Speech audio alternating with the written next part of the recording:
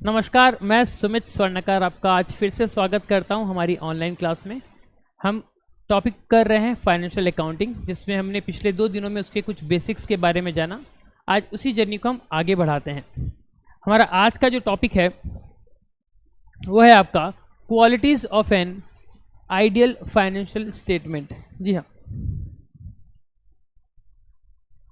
Qualities of an ideal financial statements बहुत ही important topic है। ध्यान से सुनिएगा और समझिएगा क्या बोल रहा है।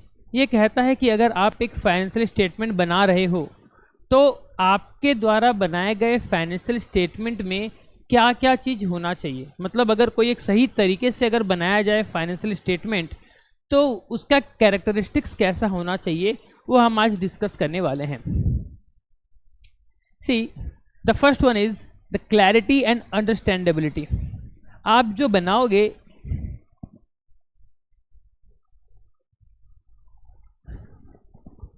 आप जो फाइनेंशियल स्टेटमेंट्स बनाएंगे वो एक क्लैरिटी उससे रिप्रेजेंट होनी चाहिए, प्लस अंडरस्टैंडेबिलिटी होनी चाहिए। मतलब ये कि आपने जो भी फाइनेंशियल स्टेटमेंट बनाया उसमें जो भी डेटा आप दे रहे हो वो क्या होना चाहिए, वो क्लियर होना चाहिए। क्लियर इन द सेंस मतलब कि जब आप उसको देखो आपको फिर और कुछ और डाउट नहीं होना चाहिए कि यार ये फिगर कैसे आया। आपको याद होगा कल की क्लास में हमने देखा था कुछ फाइनेंशियल स्टेटमेंट इस तरीके से बन रखा था, जैसे कि यहाँ पर एसेट लिखा हुआ था, फिर वो एसेट कौन से नोट में है और उस नोट में उसका डिटेल था, लेट सपोज 5,000 रुपया। तो ये पर्टिकुलर एसेट 5,000 रुपये का ही है, उसका डिटेल जानना है तो यहाँ पर नोट नंबर 1 देख लो, क्या था, एकदम ईच एंड एवरीथिंग एकदम क्लियर था। आपको फिर और डाउट उसमें होगा ही नहीं कि वो फिगर कहाँ से आया। लेकिन अगर आपने यहाँ पर वो नोट को मेंशन नहीं किया और सिर्फ एक अमाउंट लिख दिया, या फिर आपने अमाउंट लिखा लेकिन उसके रेस्पेक्टिव जो नोट है वो नोट गलत दे दिया, या फिर आपने अमाउंट लिख दिया लेकिन उसके रेस्पेक्टिव नोट कुछ नहीं दिया, तब जो उसका यूज़र होगा फाइनेंशियल स्टेटमेंट का, जब उसको पढ़ेगा वो थोड़ा सा कंफ्यूज हो जाएगा। बिकॉज तब आपका जो फाइनेंशियल स्टेटमेंट है वो एक क्लियर पिक्चर नहीं दे रहा होगा। आई होप आपको बात समझ में आ गई होगी। तो सी देखिए यहाँ पर क्या कह रहा है ये,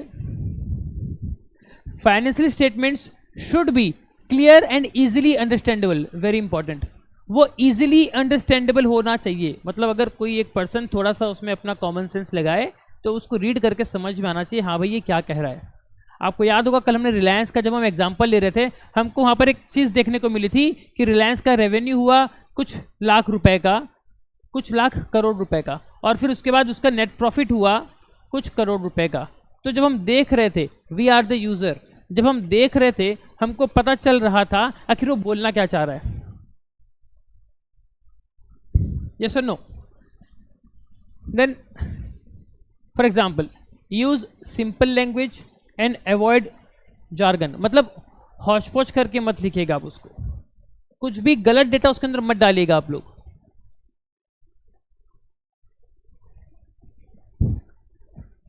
present information in a logical and organize format. Yes, ये बहुत इंपॉर्टेंट है, ऑर्गेनाइज फॉर्मेट में होना चाहिए। Very very important.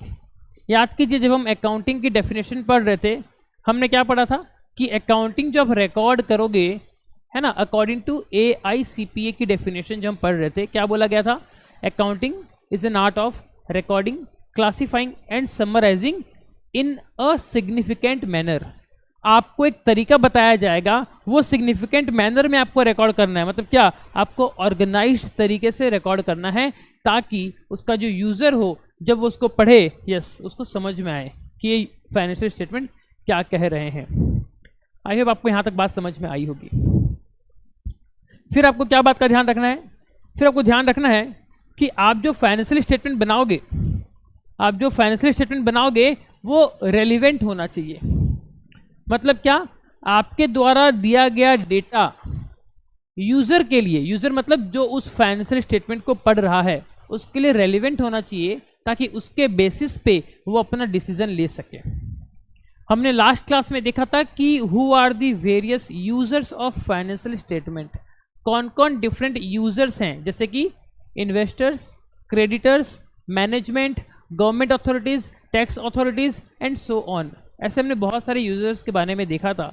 तो वो जो यूज़र हैं जब वो आपके द्वारा बनाए गए फाइनेंशियल स्टेटमेंट को पढ़े तो उसको रेलिवेंट डेटा मिलना चाहिए, इररेलिवेंट डेटा वहाँ पर होना नहीं चाहिए। See the information presented should be relevant to decision making for user. जो यूज़र है उसके डिसीजन मेकिंग में हेल्प होनी चाहिए आपके द्वारा प्रेजेंट किए गए डेटा के through. Now it should reflect the economic reality of the business. Yes, this is very important. This is very very important कि आप जो डेटा डाल रहे हो वो आपके बिजनेस का इकोनॉमिक रियलिटी बताए। जी हाँ, मतलब क्या, आपके बिजनेस का जो एक्चुअल फाइनेंशियल पोजीशन है वो बताए, आपका बिजनेस एक्चुअल में जो प्रॉफिट या फिर लॉस कमा रहा है वो बताए, क्योंकि उसके बाद ही आप कोई सही ढंग से डिसीजन ले पाओगे। ठीक है, for example include key performance indicators that matter to the business and its industry.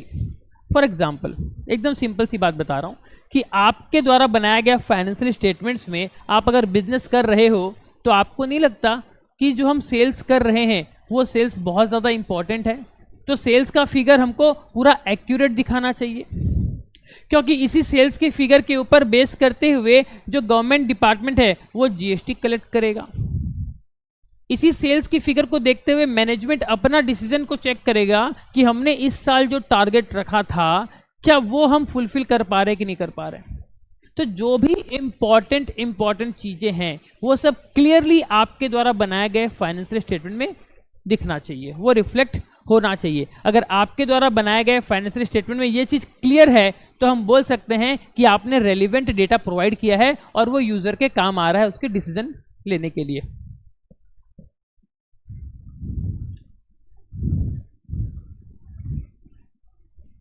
Next बात आती है आपकी रिलायबिलिटी की। जी हाँ, वेरी इंपॉर्टेंट, भरोसा। आप जो डेटा दिए हो उसके ऊपर हम भरोसा कर सकें वैसा डेटा होना चाहिए। अब इसके लिए कैसे होगा कि आपने जब बनाया, आपके द्वारा बनाया गया फाइनेंशियल अकाउंट अगर ट्रू एंड फेयर है तो हम उसके ऊपर भरोसा कर सकते हैं। और आपके द्वारा बनाया गया अकाउंट ट्रू एंड फेयर है ये कौन बताएगा?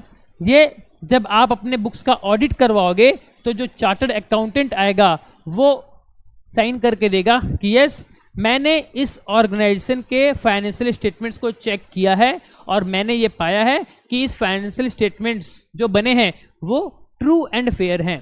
तो जी हाँ, जब वो चीज़ हो जाएगी तब हम बोल सकते हैं कि आपके द्वारा बनाया गया जो फाइनेंशियल स्टेटमेंट है वो क्या है, वो आपका रिलायबल है, रिलायबिलिटी उससे निकल रही है, आप उसके ऊपर भरोसा कर सकते हो। सोच कर देखिए कि आप अपनी ज़िंदगी में जो पैसे बचा कर रखे हो, आप उस पैसे को किसी कंपनी में इन्वेस्ट करने जा रहे हो और कंपनी की रिपोर्ट आप देख रहे हो, वहाँ पर बहुत अच्छा दिख रहा है कि कंपनी बहुत प्रॉफिट कर रही है, बहुत उसका टर्नओवर है, आप वो देख के बहुत खुश हो गए। वो देखकर आपने अपनी बरसों की सारी मेहनत, सारी सेविंग्स आपने इकट्ठा करी और उस कंपनी में इन्वेस्ट कर दिया।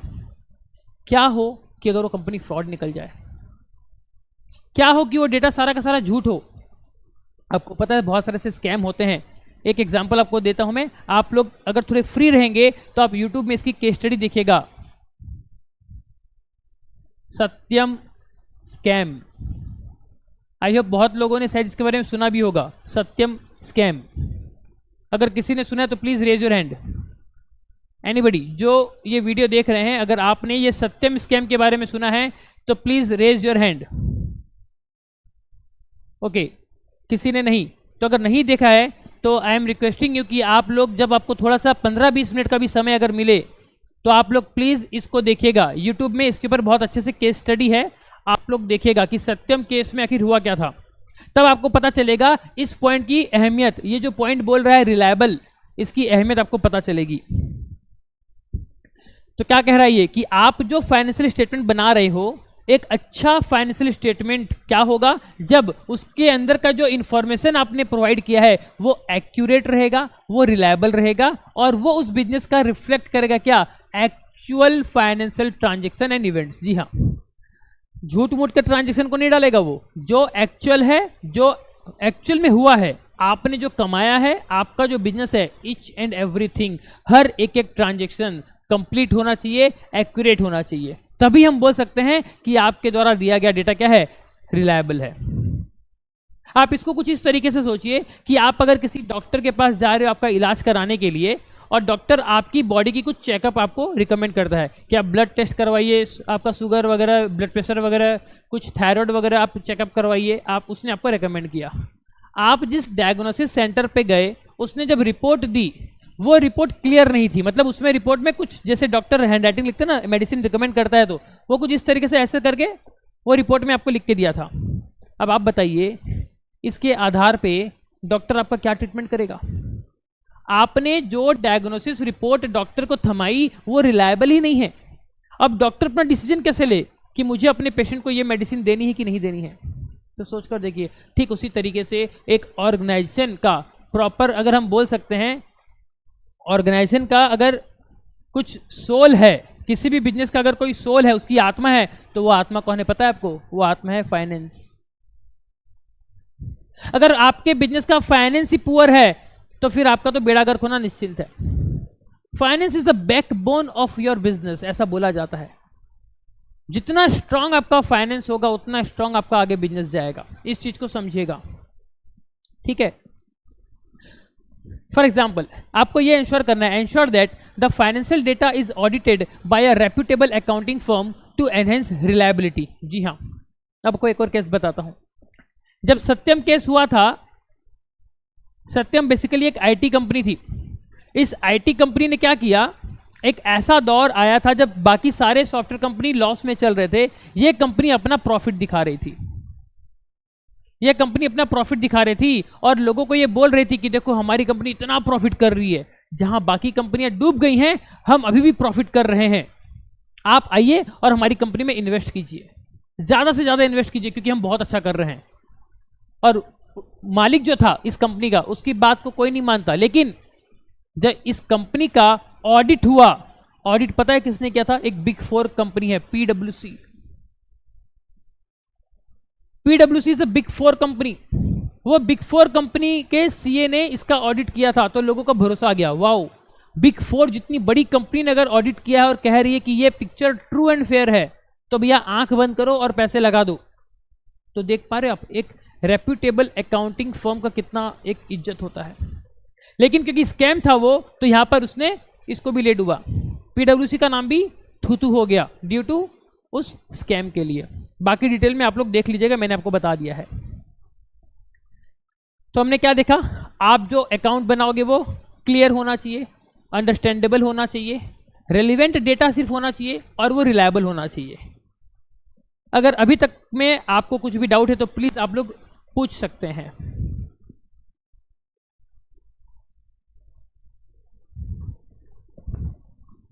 तो चलिए हम फिर आगे बढ़ते हैं।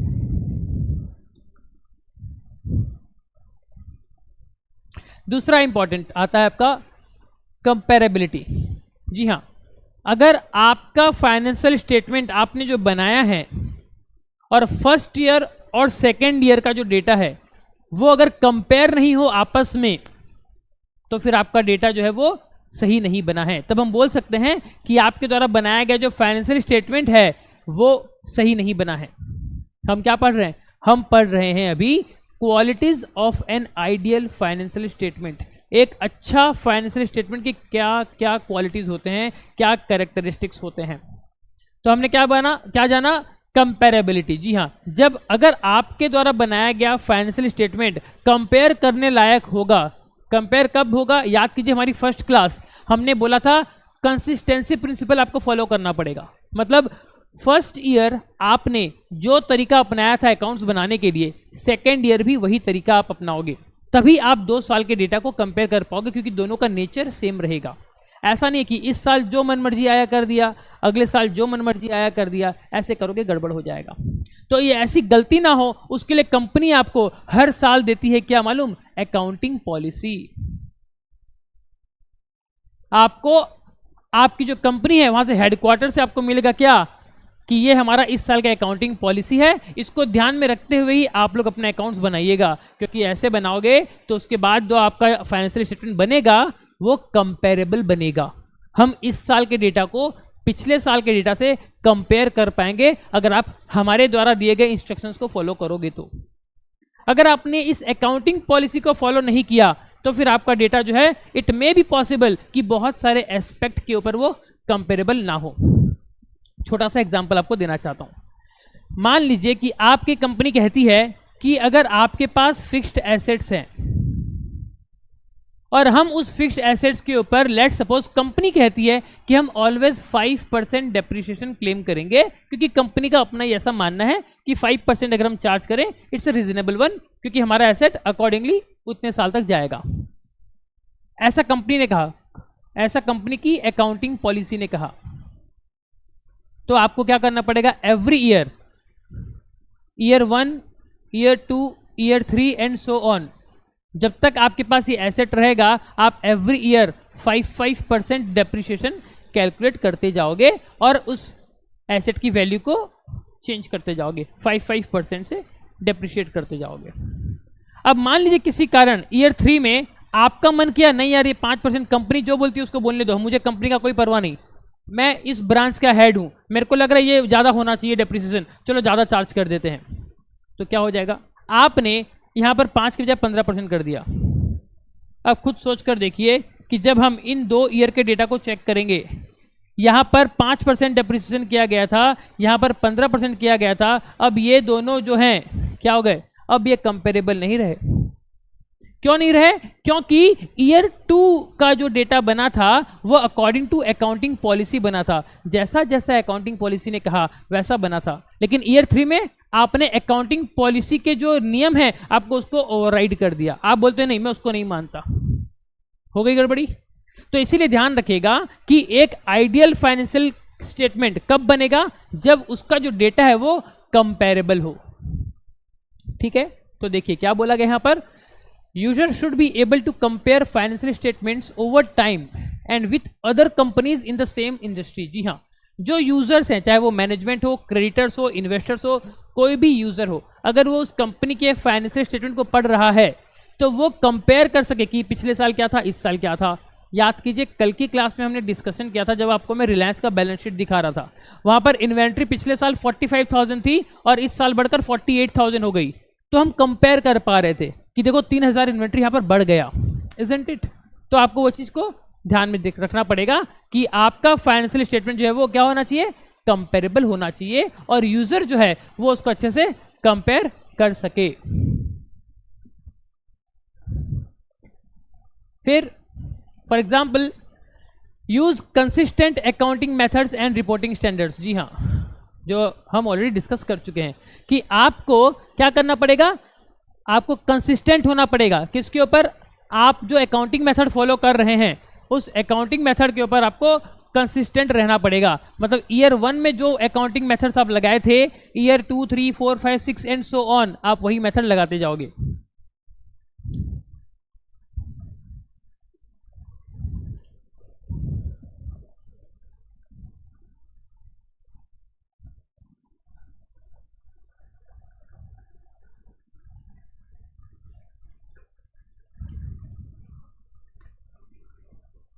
नेक्स्ट इंपॉर्टेंट कैरेक्टरिस्टिक्स क्या, consistency. Financial statements should maintain consistency. ये अभी हम डिस्कस किए थे कि एक बार जो तरीका आपने अपनाया हर साल वही तरीका आप लोग अपनाओगे। In the application of accounting policies, जब आप अकाउंटिंग पॉलिसी का एप्लीकेशन कर रहे हो from one period to another period, तो आपको कंसिस्टेंट होना पड़ेगा। पहला पीरियड में अकाउंटिंग पॉलिसी ने क्या बोला, डेप्रिसिएशन 5% से लगाओ, तो सेकेंड ईयर भी अकाउंटिंग पॉलिसी के हिसाब से 5% से ही डेप्रिसिएशन लगाओगे। डेप्रिसिएशन मतलब पता है आपको, डेप्रिसिएशन मतलब फिक्स्ड एसेट्स के यूज करने से उसकी वैल्यू में जो गिरावट आता है वो डेप्रिसिएशन। सीधी सीधी बात है, मैंने एक कार खरीदी, कार की कीमत थी 5 लाख रुपए, लेकिन मैंने उसको 3 महीना खुद के पर्सनल यूज के लिए मैंने उसको यूज किया। अब 3 महीने बाद मैं चाहता हूं कि इस कार को बेच दूं, तो जब मैं मार्केट में बेचने गया लोगों ने कहा हम इसका 3 लाख रुपए देंगे। सो ये जो 5 लाख से 3 लाख की जो गिरावट आई, ये गिरावट क्या है, ये गिरावट ही है आपका डेप्रिसिएशन। ठीक है, तो आपको क्या करना पड़ेगा, कंसिस्टेंट रहना पड़ेगा। हर साल जो तरीका आप अपनाओगे, जो अकाउंटिंग पॉलिसी को अप्लाई करोगे फाइनेंशियल स्टेटमेंट को बनाने के लिए, वो हर साल कंसिस्टेंट रखोगे। अगर वो कंसिस्टेंट नहीं रहा तो उस पर्टिकुलर लेवल पे आपका डेटा कंपेरेबल नहीं होगा, और अगर वो कंपेरेबल नहीं हुआ तो हम ये बोल पाएंगे कि आपके द्वारा बनाया गया फाइनेंशियल स्टेटमेंट एक आइडियल फाइनेंशियल स्टेटमेंट नहीं है, क्योंकि आपने उसका जो एक इंपॉर्टेंट फीचर है वो आपने मिसिंग कर दिया।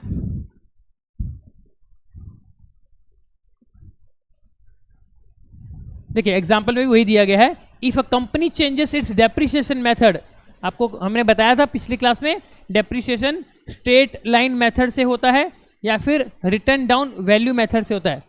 आप में से बहुत लोगों को ये SLM WDV पता नहीं होगा, घबराइए मत। हमारा जो आगे वाली क्लासेस आएगी वहाँ पर हम SLM और WDV के ऊपर पूरा कंप्लीट डिटेल में फुल प्रैक्टिकल नंबर भी सॉल्व करेंगे, तो आपको एक आइडिया होगा कि ये एक्चुअली में होता क्या है। तो उस चीज़ की चिंता मत कीजिए, बस खाली अभी जो क्लास है उसमें इन्वॉल्व होइए। मेरा आपसे वादा है कि क्लास जब हमारा ख़त्म होगा 2 महीने बाद, तब आपका बहुत अच्छा खासा एक अकाउंटिंग का नॉलेज हो जाएगा। नेक्स्ट आता है आपका ट्रांसपेरेंसी। जी हाँ, ट्रांसपेरेंसी। आप जो फाइनेंशियल स्टेटमेंट बनाओगे वो क्या होना चाहिए, वो ट्रांसपेरेंट होना चाहिए। ट्रांसपेरेंट इन द सेंस वहां पर कोई भी चीज छुपा के मत लिखो आप। Disclose all necessary information. जी हाँ, वेरी इंपॉर्टेंट, आपको डिस्क्लोज करना पड़ेगा। इसके ऊपर एक अकाउंटिंग प्रिंसिपल भी है क्या, जो कहता है फुल डिस्क्लोजर। आपका एक अकाउंटिंग प्रिंसिपल है जो कहता है full disclosure. Full disclosure in the sense कि अगर आप अकाउंटिंग कर रहे हो तो वहां पर जो भी खर्चा हो रहा है या फिर जो भी पैसा आ रहा है, या इन सिंपल वर्ड्स जो भी फाइनेंशियल ट्रांजैक्शन हो रहा है, जब आप उसको रिकॉर्ड करोगे तो फुल डिस्क्लोजर के साथ रिकॉर्ड करोगे। जैसे कि आपको सिंपल सा एग्जांपल बताता हूं, एक कंसेप्ट होता है नरेशन। नरेशन, आप लोग कोई सॉफ्टवेयर यूज करते होंगे, सॉफ्टवेयर में आप लोग कोई एक एंट्री रिकॉर्ड करते हैं कि हमने सैलरी का पेमेंट किया, तो सैलरी 5 लाख का पेमेंट किया। कहां से पेमेंट किए, बैंक से पेमेंट किए। अब ये पैसा 5 लाख रुपए जो सैलरी का आपने दिया, ये किसको दिया, कौन से महीने का दिया, कौन से डिपार्टमेंट का दिया, कौन से चेक नंबर से पेमेंट किया, कि ऑनलाइन ट्रांसफर किया, कौन से बैंक से पेमेंट किया, इच एंड एवरीथिंग क्या करना पड़ेगा आपको, full disclosure. Disclose all necessary information. तो आपको इस एंट्री के नरेशन में लिखना पड़ेगा क्या, being salary paid for the month of so and so, कुछ इस तरीके से,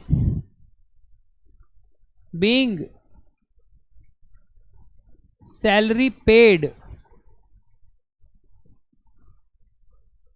for the month of January 2023।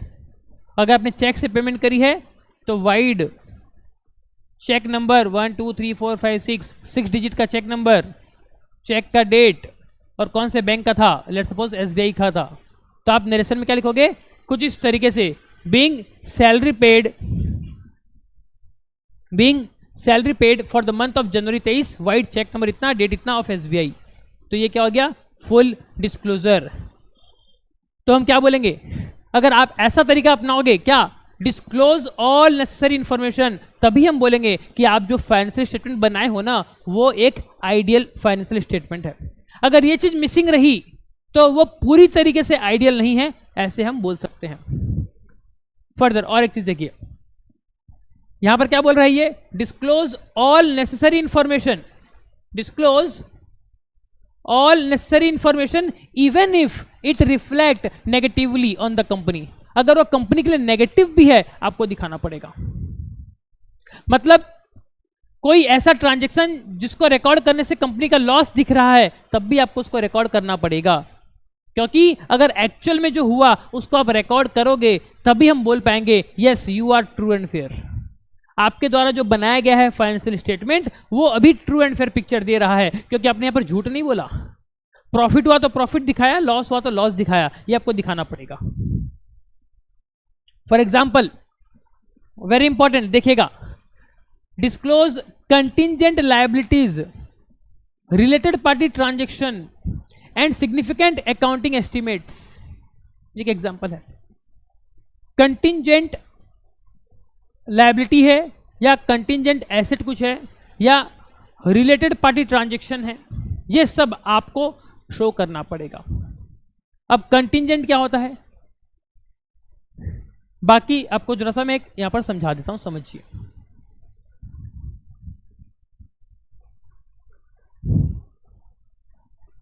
Contingent मतलब क्या, ये एक वर्ड आया है कंटिंजेंसी से।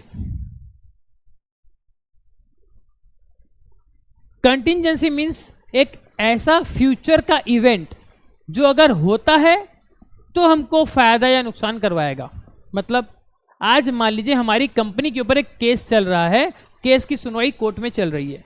अब भविष्य में 1 साल बाद, 5 साल बाद, 10 साल बाद एक डिसीजन सुनाया जाएगा जो या तो हमारे एक फेवर में होगा जिससे कंपनी को फायदा हो, या फिर जो कंपनी के अगेंस्ट में होगा जिससे कंपनी को नुकसान हो। तो अगर कंपनी के ऊपर नुकसान हो सकता है, अगर कंपनी वो केस हार जाए और कंपनी को उसके बदले किसी को कुछ पैसे भरने पड़े, तो मतलब ये क्या बन गया कंपनी के लिए, एक लायबिलिटी। जो चीज कंपनी से पैसे लेकर बाहर जाती है वो क्या कहलाती है, लायबिलिटी। मतलब मेरा जो केस चल रहा था वो फ्यूचर में डिसाइड होगा कि मुझे पेमेंट करना है कि नहीं करना, तो वो क्या हो गया, कंटिंजेंट लायबिलिटी। तो जो कंटिंजेंट लायबिलिटी है ये इंपॉर्टेंट है, आपको डिस्क्लोज करना पड़ेगा। क्यों करना पड़ेगा, जरा सोचिए।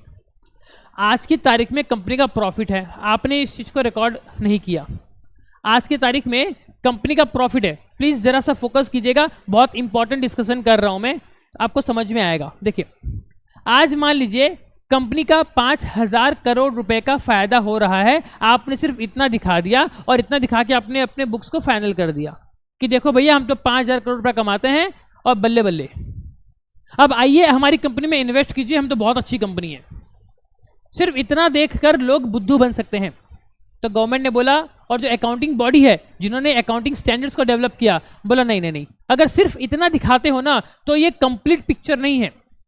सिर्फ इतना दिखाने से कंप्लीट पिक्चर नहीं मिलेगी। क्यों, लेट सपोज आपके कंपनी के ऊपर एक केस चल रहा है, जो केस है आपका 1,00,000 करोड़ रुपए का। मतलब अगर आप केस हार गए तो आपको 1,00,000 करोड़ रुपए देना पड़ेगा। एंड फॉर एग्जाम्पल आपकी कंपनी के पास जो टोटल एसेट्स हैं वो मान लो 50,000 करोड़ के हैं, मेरे पास 50,000 करोड़ हैं।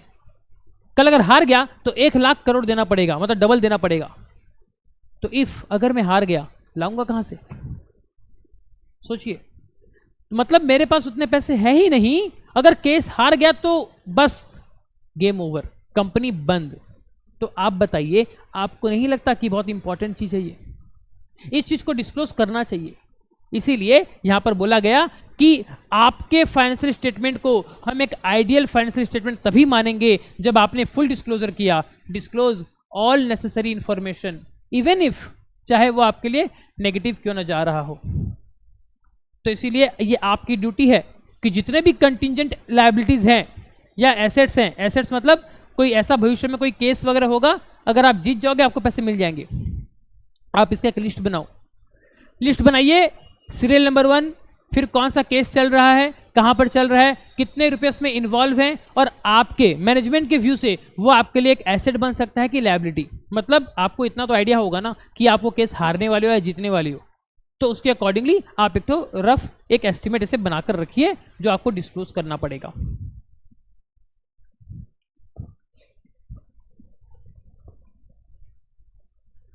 फिर हमने बोला था कि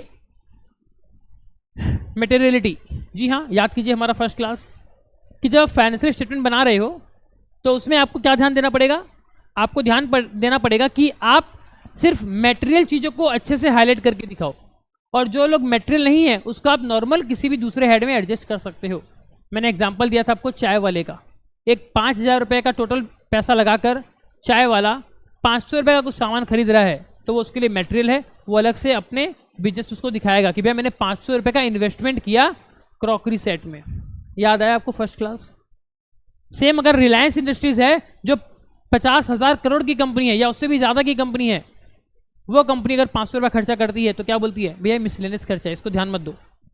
तो आप जो बना रहे हो फाइनेंशियल स्टेटमेंट, आपको आपके कंपनी के हिसाब से मटेरियलिटी को ध्यान में रखना पड़ेगा। फोकस ऑन मटेरियल आइटम, जी हाँ यहीं पर ज़्यादा आपको ध्यान देना है कि जो पैसा मेजर पैसा है अगर वो पैसा का कुछ गलत जगह आपने रिपोर्टिंग कर दिया तो पूरा पिक्चर ही बदल जाएगा, जो आपका डिसीजन बदल सकता है। That have a significant impact. जी हाँ, उसका बहुत अच्छा इम्पैक्ट है। सिग्निफिकेंट इम्पैक्ट कैसे, किसके ऊपर? Financial performance and position. Example, report large transactions that materially affect the company's financials but omit immaterial item. जी हाँ, जो इमैटेरियल आइटम है, जो चिल्लर आइटम है, उसको आप किसी दूसरे मिसलेनियस एक्सपेंस बोल के एक हेड बना दो, उसमें डाल दो, चलेगा। लेकिन उसके लिए सेपरेट मत करो। क्या होगा उससे? अगर आपने हर एक एक पैसे को, जैसे अभी हमने क्या बोला, फुल डिस्क्लोजर करना पड़ेगा, तो अगर वैसे होगा तो आप कोई आइटम खरीदे 1604 रुपये 32 पैसे का, और दुकानदार ने बोला भैया -32 पैसा हम आपको राउंडिंग ऑफ कर दिए, -32 पैसा आपको राउंड ऑफ कर दिए और टोटल 1604 रुपये आपको हमको देना है। तो आप क्या करोगे? आप 1604 रुपये 32 पैसे को रिकॉर्ड किए और ये 32 पैसे को आपने अलग से मिसलेनियस इनकम बता दिया कि ये मेरा इनकम हो गया। कैसा इनकम? राउंडिंग ऑफ का इनकम। और आप हर एक एक ऐसे डेसिमल प्लेसेस वाले फिगर को एक एक करके अगर एंट्री करने जाओगे तो वो इररिलेवेंट है। आप खुद सोच कर देखिए, अगर ऐसे 32 पैसे, 10 पैसे, 15 पैसे, 1, 2, 10 रुपया, 20 रुपया, अगर ऐसा आप एक एक करके अगर उसमें सेपरेट चीज को अगर रिकॉर्ड करोगे तो आपका जो फाइनेंशियल स्टेटमेंट बनेगा, जो प्रॉफिट लॉस बनेगा, बहुत लंबा बनेगा, बहुत लंबा बन जाएगा। क्यों? उसमें हर एक लाइन आइटम रहेगा। टू सैलरी का खर्चा इतना रुपया, रेंट का इतना रुपया, चाय पानी इतना रुपया, जेरोक्स इतना रुपया, पेंसिल, शार्पनर, रबर, पोंछा, झाड़ू, पानी, ये सब एक एक करके खर्चा करोगे, अननेसेसरी आपका जो पिक्चर है वो गंदा हो जाएगा। खर्चा हो रहा है, रिकॉर्ड करो, लेकिन अब उसको इतना सारा अलग अलग हेड मत बनाओ। टू मिसलेनियस एक्सपेंसेस, बस एक ग्रुप बना दो और इन चिल्लर खर्चों को उसमें डाल दो।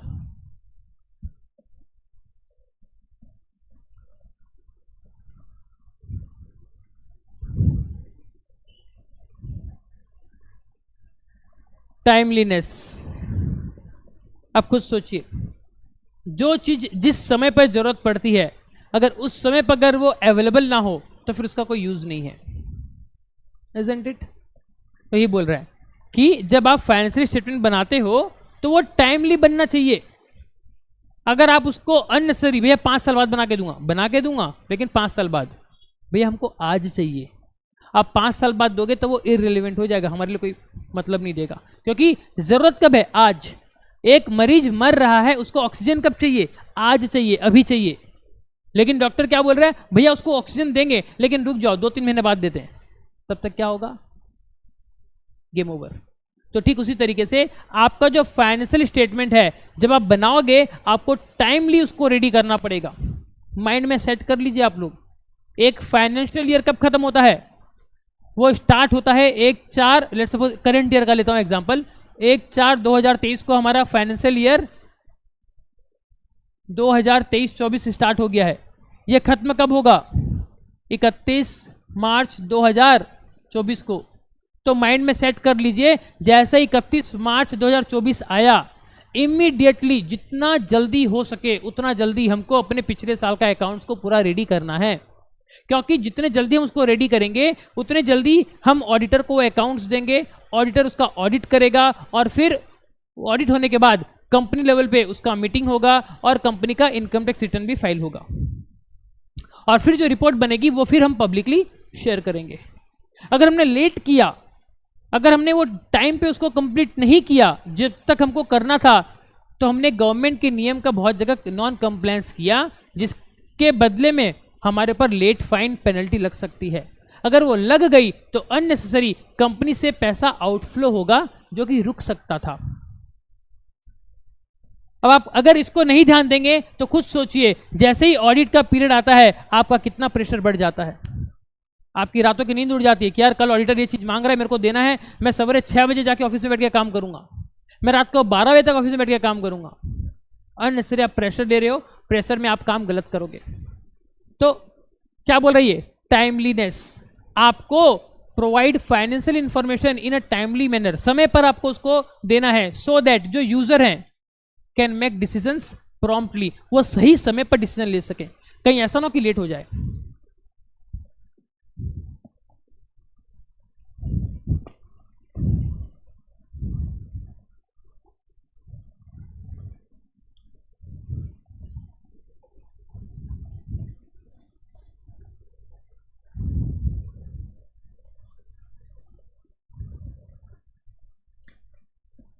अब देखिए, अंडरस्टैंडेबल प्रेजेंटेशन, जी हाँ, वेरी इंपॉर्टेंट। क्या एक अच्छा फाइनेंशियल स्टेटमेंट वही कहलाएगा जिसका प्रेजेंटेशन अच्छा हो। अगर उसका प्रेजेंटेशन ही ऐसा हो कि जो अंडरस्टैंड ही नहीं कर सके, हम उसको देख रहे हैं, हमको कुछ समझ भी नहीं आ रहा, तुम भी ये क्या हो, अच्छे से इसको करके लाओ। Present financial data in a way that is easily comprehensible using clear headings, subtotal and a logical order of item. कल आपको याद है जब हम बैलेंस शीट देख रहे थे रिलायंस का, कैसा था? सबसे पहले एसेट्स थे, बड़ी बड़ी हेडिंग थी, उसके अंदर फिर फिक्स्ड एसेट्स, मतलब टेंजिबल एसेट्स, इनटेंजिबल एसेट्स, कुछ याद है आपको? फिर कैपिटल वर्क इन प्रोग्रेस, ये सब क्या था? प्रॉपर तरीके से अरेंज था।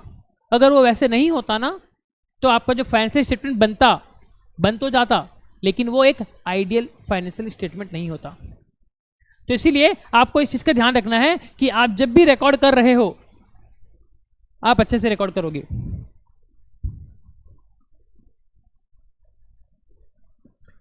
ग्रुप सिमिलर आइटम्स टुगेदर, जो सेम आइटम उसको एक जगह ग्रुप करके लिखो। सच एज जितने भी रेवेन्यू वाले आइटम है उसको रेवेन्यू की जगह पे लिखो, एक्सपेंस को एक अलग जगह पे एक्सपेंस में लिखो। ऐसा नहीं कि आपने पहला लाइन आइटम, हाँ भैया रेवेन्यू हो गया 100 रुपये का, हाँ भैया माइनस एक्सपेंसेस 20 रुपये का, हाँ भैया फिर पैसा आ गया रेवेन्यू 50 रुपये का। आप प्लस माइनस ऐसे अगर करते जाओगे तो वो डेटा तो बनेगा, एंड में रिजल्ट भी मिलेगा, लेकिन वो उतना अच्छा नहीं होगा। आप उसको जब पढ़ोगे ना, आपको थोड़ी सी दिक्कत जाएगी। तो क्यों ना हम ऐसे करें, हम क्या करेंगे, जितने भी रेवेन्यू वाले हैं, जहाँ जहाँ से पैसा आया उसको एक जगह लिख दो, टोटल कर दो।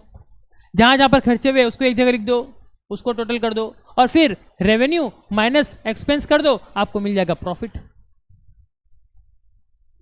तो ये क्या बोल रहा है कि आपको कुछ ऐसे प्रेजेंट करना है कि वो अंडरस्टैंडेबल हो, सामने वाला यूजर जब उसको पढ़ रहा है समझ में आना चाहिए। ठीक है,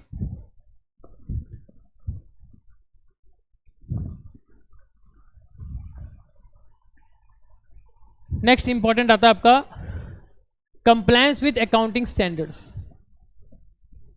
कंप्लायंस विथ अकाउंटिंग स्टैंडर्ड्स, जी हाँ, यहाँ पर आप इंडिया के टर्म्स में देखें, ये जो मैंने लिखा है तो मैंने ग्लोबली पॉइंट लिखा हुआ है, लेकिन इंडिया के टर्म्स में देखें तो आप जो अकाउंट्स बना रहे हो वो Indian accounting standards that is Ind AS, उसको फॉलो करके बनना चाहिए। अब ये इंड एएस क्या है? इंड एएस बेसिकली कुछ प्रिंसिपल्स हैं।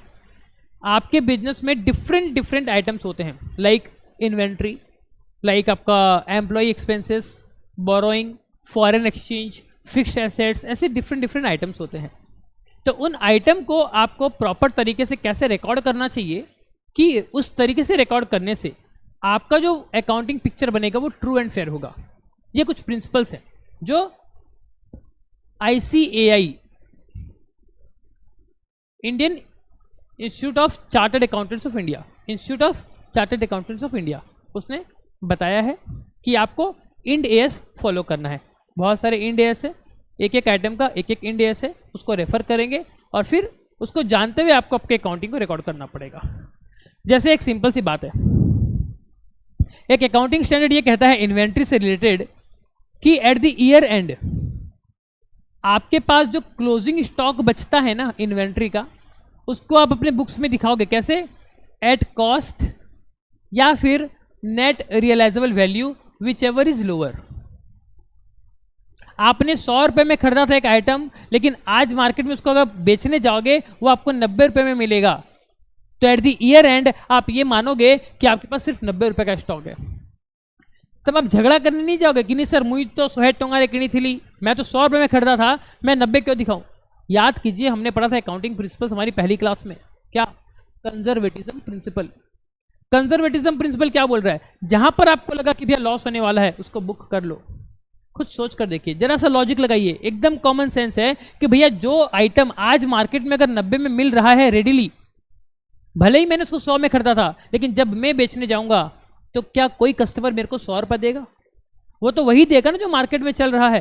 तो इसीलिए आपको इसको बुक करना पड़ेगा। तो ये कौन बताया? ये हमको अकाउंटिंग स्टैंडर्ड बताया। कौन सा?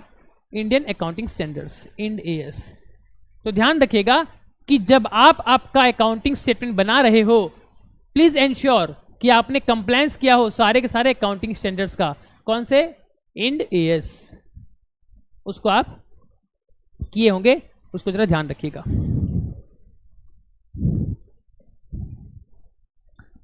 Now the next one is completeness. जी हाँ, कंप्लीटनेस। अगर आप आधा अधूरा अकाउंट बना के दोगे तो क्या मतलब एक एग्जांपल दे रहा हूं, समझिएगा। मेरे पास दो बैंक हैं, एक है स्टेट बैंक ऑफ इंडिया जिसमें जितने भी पैसे आते हैं रेवेन्यू वो सारा मैं रिकॉर्ड करता हूं। एक मेरा है दूसरा बैंक, बैंक 2, लेट सपोज ये है मेरा आईसीआईसीआई बैंक। इसमें मैं सारे के सारे एक्सपेंस करता हूं इससे, मतलब मुझे किसी भी पार्टी को पेमेंट करना है तो इस बैंक से पेमेंट करता हूं मैं। दो बैंक है, एक में पैसे आते हैं, एक से पैसे जाते हैं, क्योंकि मैं एक ही बैंक में सब हौच-पौच नहीं करना चाहता, क्योंकि मुझे क्लियर रखना है सब कुछ, ठीक है। तो अब यहां पर क्या हुआ, मैंने इस बैंक को पूरा इग्नोर कर दिया, और जब मैं अपना फाइनेंशियल स्टेटमेंट बनाया तो सिर्फ इसी बैंक को ध्यान में रख के बनाया। तो एज ए रिजल्ट क्या होगा मालूम, आपका इनकम दिखेगा, सिर्फ इनकम दिखेगा, माइनस एक्सपेंस कुछ नहीं दिखेगा, क्योंकि आपने एक्सपेंस वाले को इग्नोर कर दिया। बैलेंस आपका इनकम बहुत ज़्यादा आएगा, मतलब जो पैसा आपने बेचकर कमाया वो सारा आपका इनकम मान लिया जाएगा। खर्चा तो कुछ हुआ ही नहीं है। एक्चुअल खर्चा कहाँ हुआ था, इस दूसरे बैंक से हुआ था, लेकिन आपने दूसरे बैंक को इग्नोर कर दिया, और जब अकाउंटिंग आपने बनाया, आपका जो फाइनेंशियल स्टेटमेंट बनाया, आपने सिर्फ बैंक 1 को कंसिडर करके बनाया, तो एज ए रिजल्ट क्या हुआ, आपका जो प्रॉफिट दिख रहा है एकदम ह्यूज दिख रहा है, तो गलत हो गया, इनकम्प्लीट नहीं होना चाहिए। ये एक एग्जाम्पल था। दूसरा एग्जाम्पल क्या, मान लो ये आपका एक साल है, ये 1/4/2023 यहां से स्टार्ट हुआ, 31/3/2024 यहां पर खत्म हुआ।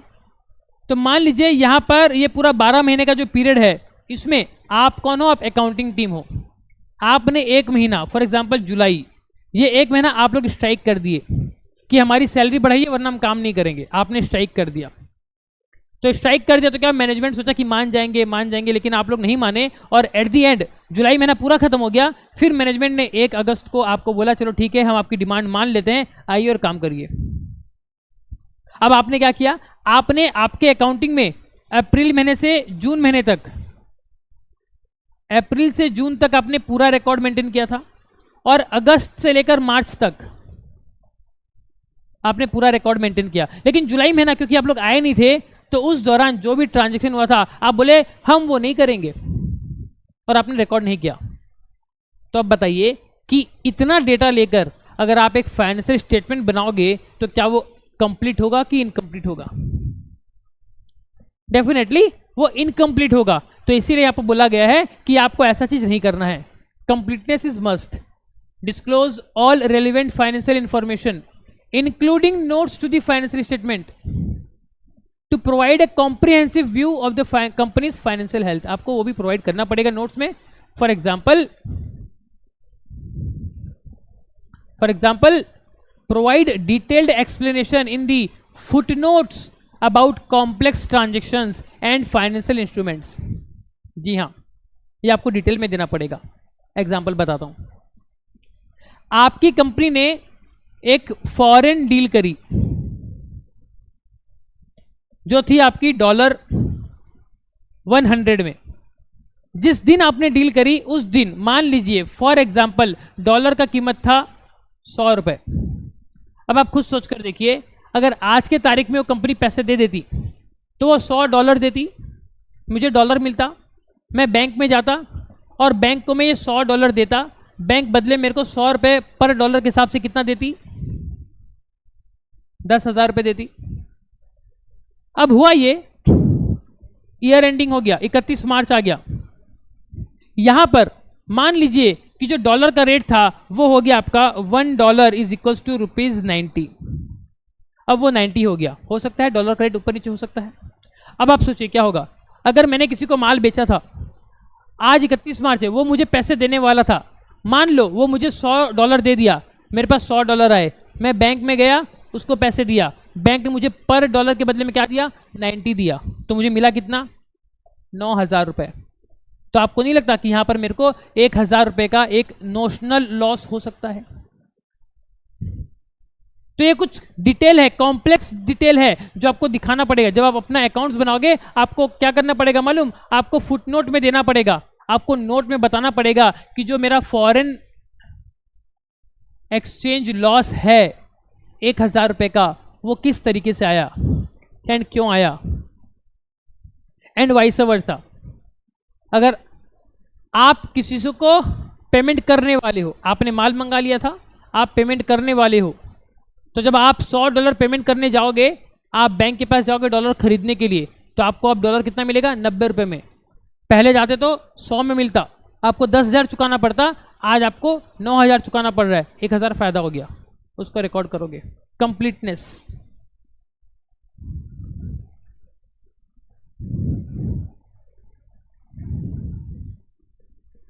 बस ये लास्ट 2 टॉपिक, फिर हमारा आज का क्लास का भी हम वाइंड अप कर देंगे। नेक्स्ट इंपॉर्टेंट चीज क्या बोल रहा है, क्या ऐसा करेक्टर हो आपके फाइनेंशियल स्टेटमेंट में कि हम माने कि आपका फाइनेंशियल स्टेटमेंट एक आइडियल है। कंजर्वेटिज्म, जैसे अभी हमने बोला, अगर लग रहा है ना आपको कि कहीं कुछ लॉस हो सकता है, बुक करो उसको, क्योंकि लॉस जल्दी होता है, प्रॉफिट जल्दी से नहीं होता। एक्सरसाइज कॉशन, जी हाँ, ध्यान रखिएगा, when recognising revenue, very important, जब आप आपकी रेवेन्यू को रिकॉग्नाइज कर रहे हो, जब रेवेन्यू को मान रहे हो कि हाँ भाई इतना तो रेवेन्यू हुआ, ध्यान रखना उस समय क्या, कंजर्वेटिज्म प्रिंसिपल। मैंने सेल किया, मैंने एक कस्टमर को सेल किया 1000 रुपए का, तो ये 1000 रुपए के हिसाब से मेरे को प्रॉफिट होना चाहिए, चलो बहुत अच्छी बात है। लेकिन जब मैं इसको रिकॉर्ड कर रहा हूं, मुझे ये पता चला कि जिसको मैंने 1000 रुपए दिए थे वो तो डिफॉल्टर हो गया, उसका तो दिवाला निकल गया, वो इंसॉल्वेंट हो गया वो इंसान। अब उस इंसान से 1 रुपए भी हमको नहीं मिलेंगे, उस इंसान से हमको 1 रुपए भी नहीं मिलेंगे। तो जब हम रेवेन्यू को रिकॉग्नाइज कर रहे हैं ना, वो आदमी बोल रहा है भैया भविष्य में पैसे कमाऊंगा, आपको पैसे दे दूंगा, लेकिन आज तो भैया मैं तो इंसॉल्वेंट हो गया, मेरे पास कुछ नहीं है देने को। तो अब हमको क्या करना पड़ेगा, हमको इस लॉस को रिकॉर्ड करना पड़ेगा, क्योंकि हम कंजर्वेटिव हो रहे हैं। हम ये नहीं मान रहे कि हमको दे देगा बोल के, हम ये मान रहे कि पैसा डूब गया, तो हमको उस 1000 को एज अ बैड डेट, एक वर्ड है अकाउंटिंग में बैड डेट, ऐसा पैसा जो बर्बाद हो चुका है वो बैड डेट, आप उसको खर्चा बोल के रिकॉर्ड करोगे। तो exercise caution when recognising revenue and assets, emphasising a prudent approach to avoid overstating financial performance. जी हाँ, अगर मैं इस 1000 को भी मान लूँ कि पैसा डूबा नहीं, तो मैं क्या बोलूँगा, 1000 रुपये और एक्स्ट्रा मिलने वाला है, ऐसा मैं लोगों को दिखाऊंगा। क्यों, क्योंकि ये ऐसा, इसको मैं लॉस नहीं मानकर अपना इनकम मानूं और उसके हिसाब से अपना फाइनेंशियल स्टेटमेंट बनाऊं, तो मेरा इनकम ज़्यादा दिखेगा। आप यूज़र जब उसको पढ़ोगे आपको क्या लगेगा, 1000 रुपये एक्स्ट्रा प्रॉफिट, जबकि एक्चुअल में वो 1000 उसको नहीं मिलने वाला। तो आप क्या कर देते हो, आप ओवर स्टेटिंग कर देते हो, किस चीज़ को, अवॉइड करके कि नहीं नहीं कुछ नहीं होगा, कुछ नहीं होगा, आपने आपका प्रॉफिट बढ़ा दिया, जो कि गलत है।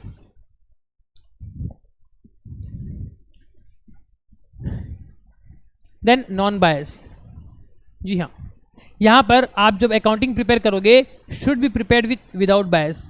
आप किसी के बातों में आके अपना अकाउंटिंग चेंज नहीं कर दोगे। मतलब क्या, फॉर एग्जांपल आप अकाउंटेंट हो, ठीक है, 1000 रुपये, यही वाला एग्जांपल लेता हूं आपको समझ में आएगा। 1000 रुपये आपने मिस्टर एस को दिया था, 1000 रुपये का सामान आपने मिस्टर एस को दिया था, और मिस्टर एस जो है वो इंसॉल्वेंट हो गया। तो आपको नियम के हिसाब से क्या करना चाहिए, आपको नियम के हिसाब से वो 1000 रुपये को आपको लॉस मान लेना चाहिए। भैया बैड डेट हो गया मेरा, loss due to bad debt, मेरा लॉस हो गया, आप ऐसा मान लो। लेकिन होता क्या है कि आपके अकाउंटिंग जो टीम है उसमें जो आपका अकाउंटिंग हेड है, वो अकाउंटिंग हेड क्या बोलता है, वो आपको बोल रहा है एक काम करो, ऐसे मत दिखाओ, इसको लॉस मत दिखाओ, क्योंकि इसको लॉस दिखा दोगे तो हमारे पूरे ब्रांच का परफॉर्मेंस कम हो जाएगा, प्रॉफिट कम दिखेगा, और हम नहीं चाहते कि हमारा ब्रांच बाकी ब्रांच के कंपैरिजन में कमती प्रॉफिट दिखे।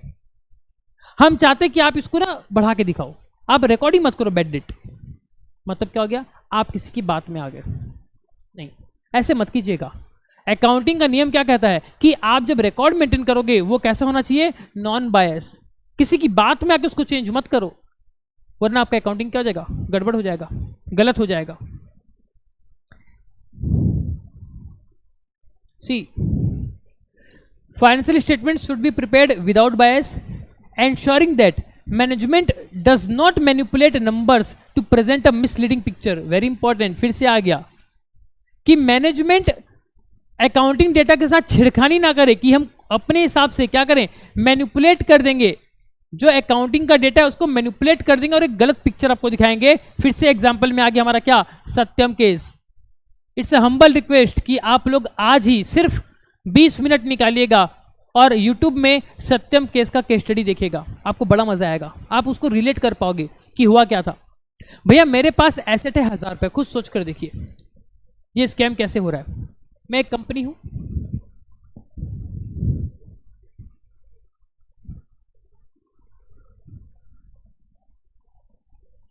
यहां पर देखिएगा, मैं एक कंपनी हूं, मेरे पास 1000 रुपये का एसेट है. लेट्स सपोज 1000 रुपये का मेरे पास लैंड है. मैं बैंक के पास गया, बोला बैंक मेरे को ना लोन चाहिए. क्या करोगे? सर मैं लैंड के ऊपर ना बिल्डिंग्स वगैरह बनाऊंगा, एक बहुत बड़ा प्रोजेक्ट है वो बनाऊंगा मैं, तो मेरे को लोन चाहिए. तो बैंक बोला लैंड कितने रुपए का है? 1000 रुपये का. बैंक ने बोला चलो मैं आपको 500 रुपये का लोन देती हूँ. तो मैं बोला यार ऐसे तो गड़बड़ हो जाएगा, 500 रुपये मेरा काम तो बनने से रहा. अब मैं क्या किया, मैं बैंक के पास गया और बोला कि बैंक मेरे पास 1,00,000 रुपए का लैंड है. बैंक मेरे पास 1,00,000 रुपए का लैंड है, अब तू मेरे को कितना लोन देगी? बैंक बोलेगी अच्छा इतना लैंड है, अच्छा चलो तो हम आपको अब 50,000 रुपए का लोन दे देंगे. एक चीज नोटिस कीजिए, एक्चुअल में अगर ये चीज हो जाए, बैंक 1,00,000 रुपए देखकर उसको 50,000 दे दे, तो क्या होगा मालूम? एक्चुअल में इस इंसान के पास क्या था मालूम? एक्चुअल में इस इंसान के पास था सिर्फ 1000 रुपए की एसेट, 1000 रुपए का पूंजी था इसके पास. ये 50,000 कहां से चुकाएगा? सोचो तो, अगर कुछ गड़बड़ हो गया है ये कहां से चुकाएगा? एंड द मोमेंट कुछ गड़बड़ हो गया तब ये चीज एक्सपोज हो जाएगा, तब ये चीज एक्सपोज होकर बाहर आएगा और उसको नाम क्या देंगे मालूम? उसको नाम देंगे हम स्कैम. यही हुआ था आपका सत्यम केस में. सत्यम ने अपने आप को इतना मैनिपुलेट किया, उसके मालिक लोगों ने इतना ज्यादा हाईफाई दिखाया कि हम तो इतने विराट हैं, हमको कोई डुबा नहीं सकता, हम इतने विराट हैं. बट एक्चुअल में वो अंदर से कमती थे. लेकिन जो आम पब्लिक है वो क्या देख रही है? इतना ज्यादा इतना ज्यादा इतना ज्यादा, तो चलो उसमें पैसे लगा देते हैं और बाद में डूब जाएंगे. तो वो गड़बड़ क्यों हुई? मैनेजमेंट ने अपने पर्सनल फायदे के लिए अकाउंटिंग डेटा के साथ छेड़खानी करी. तो वो चीज नहीं होना चाहिए जो चीज हमको यहां पर बोला गया. तो अगर ये सारे चीज अगर आप फॉलो करते हो तो यस हम बोल सकते हैं इसके बाद आप जो फाइनेंशियल स्टेटमेंट्स बनाओगे वो एक आइडियल फाइनेंशियल स्टेटमेंट कहलाएंगे. एंड यस तब आपके अकाउंटिंग जो भी होगी वो ट्रू एंड फेयर होगी, तब वो ट्रू एंड फेयर होगी. So that's all for today's class. If you have any query, you can raise your queries.